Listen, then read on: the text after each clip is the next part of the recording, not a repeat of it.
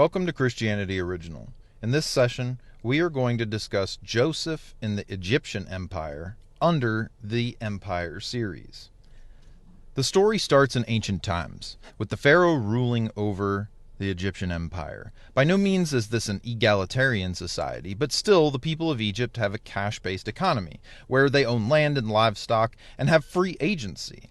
Into this land comes poor Joseph, a foreigner sold off into slavery by his own brothers. Joseph has a knack for interpreting dreams, and he deploys his talent to survive and to climb up the ranks, eventually interpreting dreams for the pharaoh himself. In the course of events, he reveals insider knowledge to the ruler about an impending famine in the land, and hence is asked to take charge of the pharaoh's government, found in Genesis 41:25-45. Before the forecasted drought hits, he starts off his time in government by buying food from all over Egypt and hoarding it. In Genesis 41:46-49, it says, Joseph was 30 years old when he entered the service of Pharaoh, king of Egypt. And Joseph went out from the presence of Pharaoh and went through all the land of Egypt. During the 7 plenteous years, the earth produced abundantly. He gathered up all the food of the 7 years when there was plenty in the land of Egypt and stored up food in the cities. He stored up in every city the food from fields around it. So Joseph stored up grain in such abundance, like the sand of the sea, that he stopped measuring it. It was beyond measure. Then comes the famine. In Genesis 47:13 it says, Now there was no food in all the land, for the famine was very severe. The land of Egypt and the land of Canaan languished because of the famine.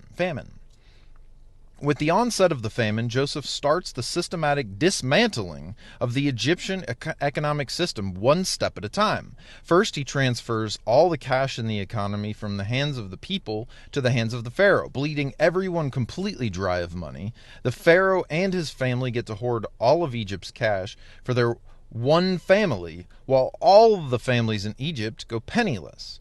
In Genesis 47:14 it says, Joseph collected all the money to be found in the land of Egypt and the land of Canaan in exchange for the grain that they bought, and Joseph brought the money into the Pharaoh's house.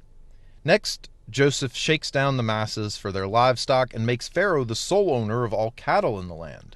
In Genesis 47:15-17 it says, When the money from the land of Egypt and from the land of Canaan was spent, all the Egyptians came to Joseph and said, Give us food. Why should we die before your eyes? For our money is gone. And Joseph answered, Give me your livestock, and I will give you food in exchange for your livestock if your money is gone. So they brought their livestock to Joseph, and Joseph gave them food in exchange for the horses, the flocks, the herds, and the donkeys. That year he supplied them with food in exchange for all their livestock.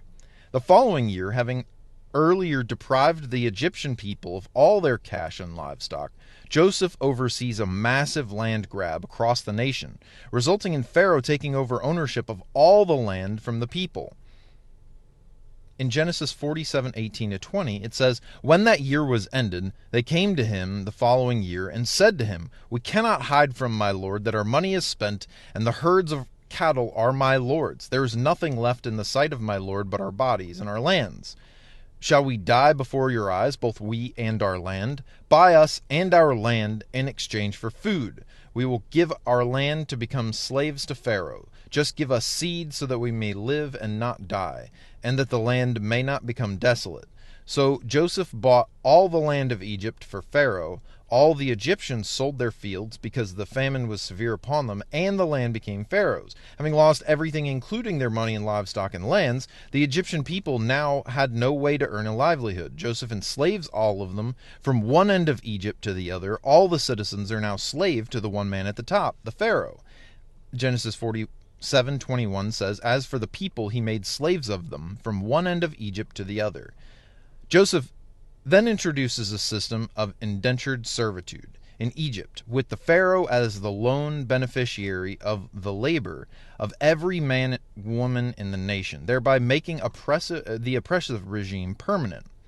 Genesis 47:23-26. Then Joseph said to the people, Now that I have this day bought you and your land for Pharaoh, here is seed for you. Sow the land, and at the harvests you shall give 1/5 to Pharaoh, and 4/5 shall be your own, as seed for the field, and as food for yourselves and your households, and as food for your little ones. So Joseph made it a statute concerning the land of Egypt, and it stands to this day that Pharaoh should have the 5th.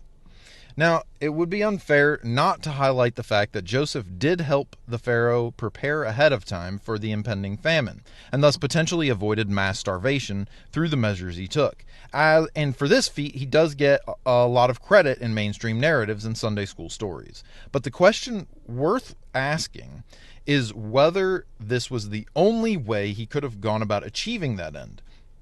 Was systematically moving the wealth of the Egyptian people into the hands of the Pharaoh and creating an unequal society where the masses are enslaved to one man the only way to save a nation from the ramifications of a severe drought?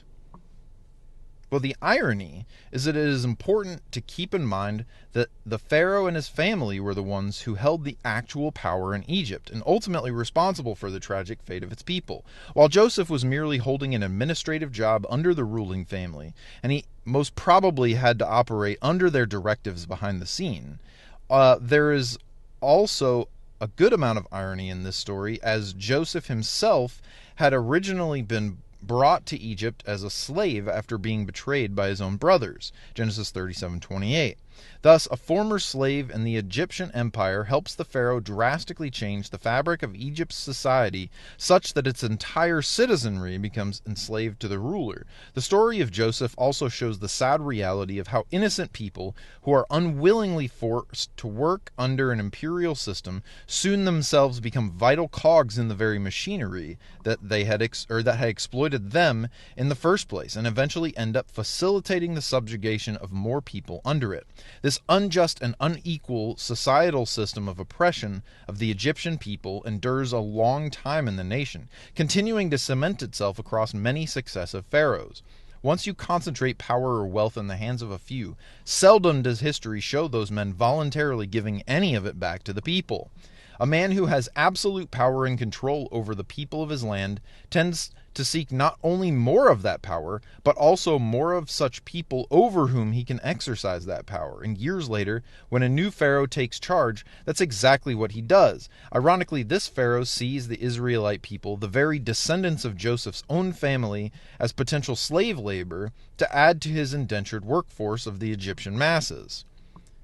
In Exodus 1:8-14, it says, "Now a new king arose over Egypt, who did not know Joseph. He said to his people, 'Look, the Israelite people are more numerous and more powerful than we. Come, let us deal shrewdly with them, or they will increase, and in the event of war join our enemies and fight against us, and escape from the land.' Therefore they set taskmasters over them to oppress them. With forced labor they built supply cities, Pithom and Ramses, for Pharaoh. The Egyptians became ruthless in imposing tasks on the Israelites and made their lives bitter with hard service in mortar and brick and in every kind of field labor." Thus, the unequal society that Joseph helps create in Egypt by exploiting a national crisis results in the enslavement of both the Egyptian and the Israelite people, causing mass human suffering, all for the benefit of a very few. The pharaoh, in this case, the pharaoh and the royal family. And this type of exploitation now in the 21st century plays out at the global level. During the first 2 years of the COVID-19 pandemic, Oxfam International reports that the world's 10 richest men more than doubled their fortunes from $7 billion to $1.5 trillion, making $1.3 billion a day, while the incomes of 99% of humanity fell and over 160 million more people were forced into poverty. If these 10 men were to lose 99.999% of their wealth tomorrow, they would still be richer than 99% of all the people on this planet. They now have 6 times more wealth than the poorest 3.1 billion people. So what is the alternative?